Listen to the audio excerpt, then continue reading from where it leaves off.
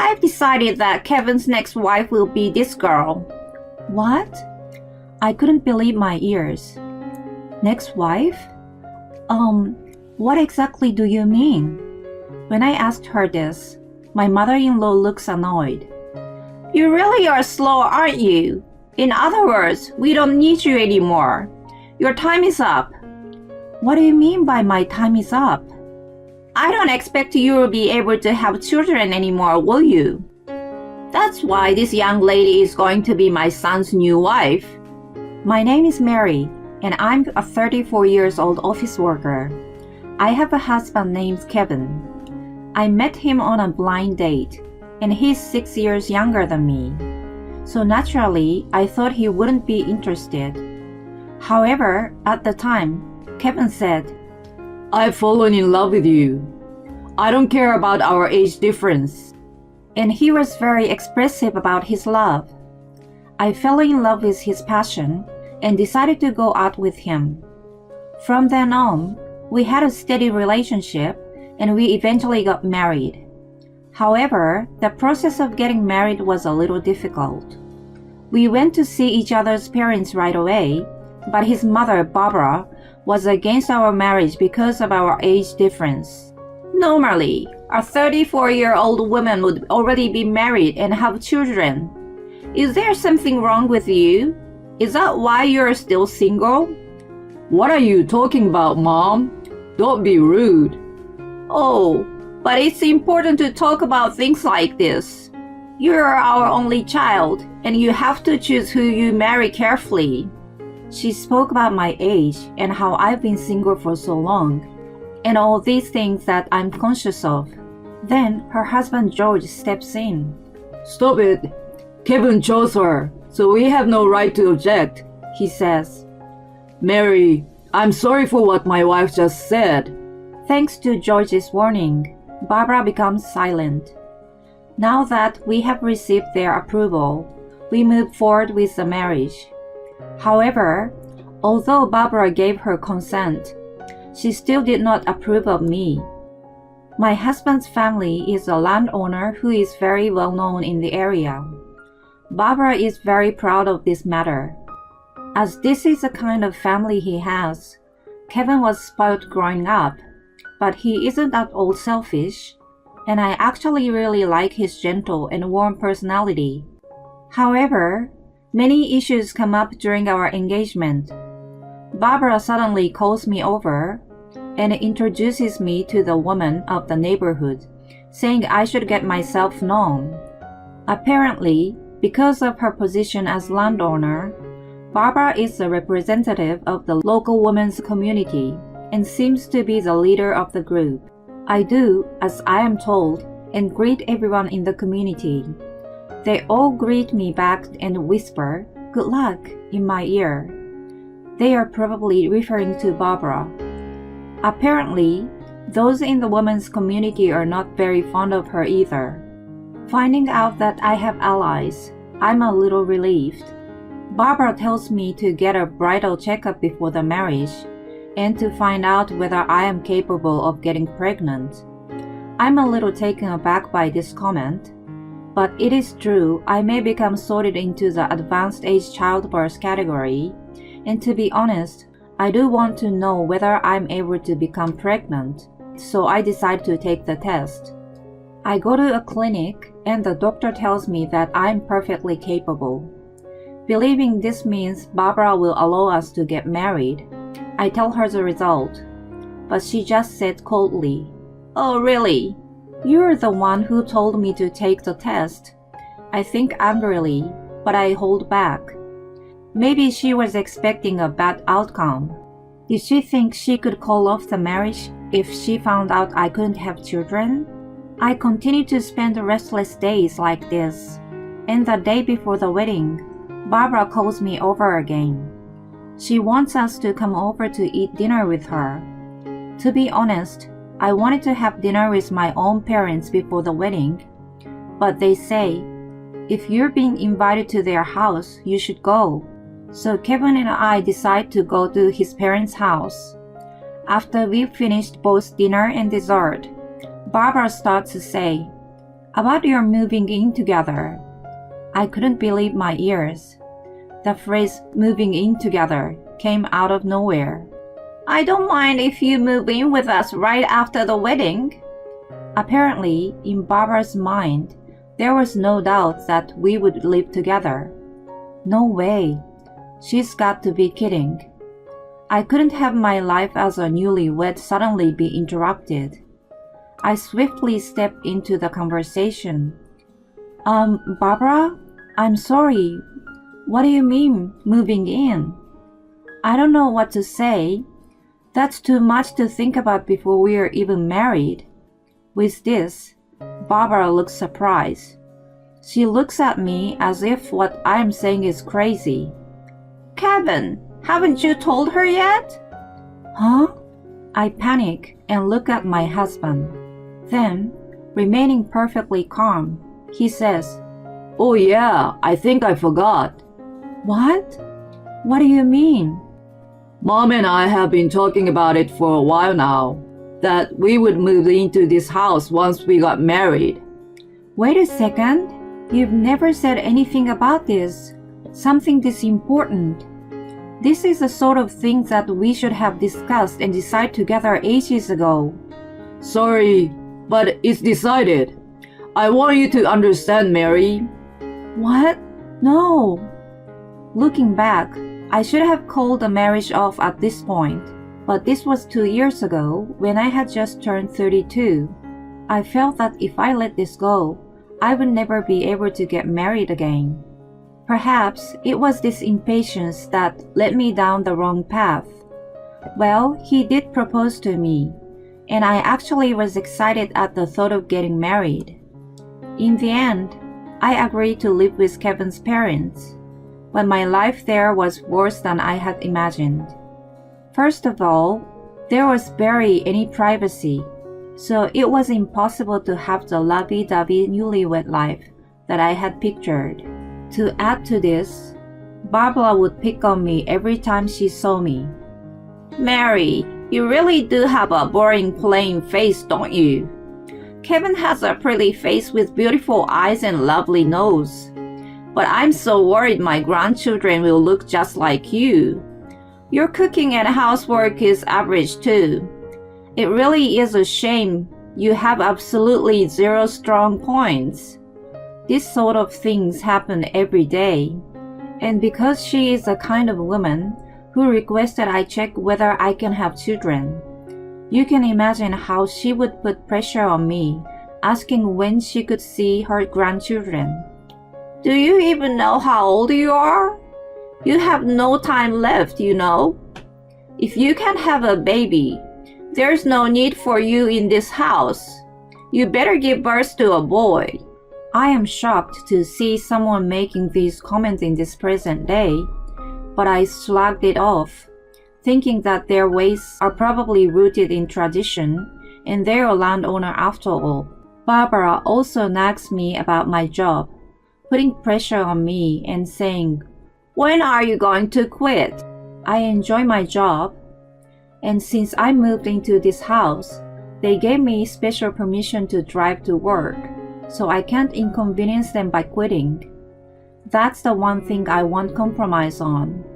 So I just let it slide no matter what Barbara says to me.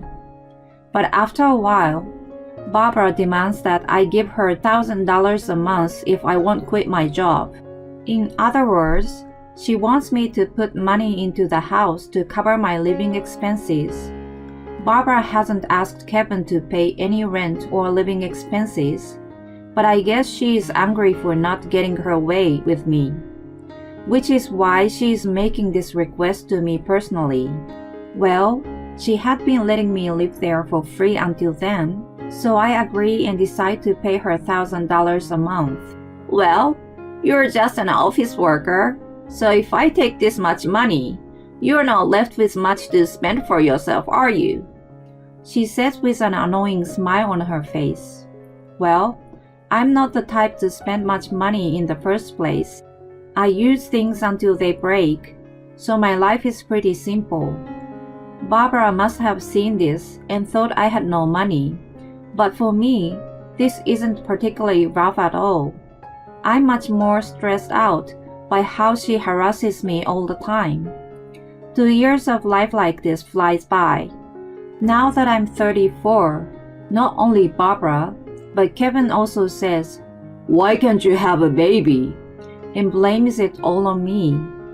I didn't expect my husband to say such a thing, and I'm shocked. Since then, he continues to torment me alongside Barbara. I thought we loved each other, but after living with Barbara for 2 years, I think he has become somewhat brainwashed. If it was just Barbara, I could live with it. I believed that I had built an amazing relationship with Kevin, so his betrayal hits me really hard. As time goes by, Kevin and Barbara's actions become increasingly absurd. One day, when I come home from work, I go to the living room, and there I see a woman besides my parents-in-law and my husband. She looks younger than Kevin, maybe in her mid-20s. I wonder who she is. Barbara tells me to sit down. Once I take a seat, she suddenly said something unbelievable. I've decided that Kevin's next wife will be this girl. What? I couldn't believe my ears. Next wife? What exactly do you mean? When I asked her this, my mother-in-law looks annoyed. You really are slow, aren't you? In other words, we don't need you anymore. Your time is up. What do you mean by my time is up? I don't expect you will be able to have children anymore, will you? That's why this young lady is going to be my son's new wife. She is 23 years old now, and she's the niece of one of our neighborhoods in the women's community. She's prettier than you, and I'm sure she will give birth to a cute and healthy little boy. What a woman. My husband and I are still married, but she brings along a new wife? Kevin will surely object to this. That's what I thought, but I was wrong. "That's why I want you to fill this in as soon as possible," he says, while handing me the divorce papers. I'm beyond shocked. I cannot believe it. Is having a child that important? My life will be ruined if I stay with these people. By the way, George, my father-in-law who made a warning toward Barbara before my marriage, he has been useless since then. He has never tried to get involved in any of these issues since we got married. Okay, I refill in the forms, I say, and I fill in everything necessary to get divorced. Barbara and Kevin are thrilled. I tell them we won't be going through property division. Of course not. Why would Kevin give you any of his precious savings? "That's right. Just because you've been relying on my income doesn't mean you can get carried away." I don't know what they are thinking, but this was what Barbara and Kevin say to me. Okay, I hope neither of you find out the truth. As simple as this, Kevin and I get divorced. I packed up my belongings and head back to my parents' house, where they are both in shock. I explain the situation, and they understand and say it is right of me to get divorced. They are a little angry that I didn't tell them earlier. After apologizing to my parents, I decided to look for an apartment where I can live by myself. I searched for a place near the office, and there are so many good options that it is hard for me to make a decision. A month passes after my divorce with Kevin, and suddenly, Kevin and Barbara arrive at my parents' house. Mary! What is going on? What are you doing here? I'm the one who wants to know what's going on. "It's this!" Kevin shows me the photo he took of the TV. There I am, answering an interview. On the screen, they are showing the name of a restaurant with my name next to it, and the word owner written on the side. Why? How on earth are you the owner of a restaurant? You're just an office worker, right? Oh, You saw the show yesterday. The office work is just for experience for opportunities in the future. As for the restaurant, we've been managing an old restaurant since my great-grandfather's generation, and my father opened a new place. I took his place 5 years ago, and I have been the owner ever since. After I graduated from college, I went to a nighttime culinary school and got my chef's license. So I worked at the office during the day, but in the evening and on weekends, I was a cook at my father's restaurant.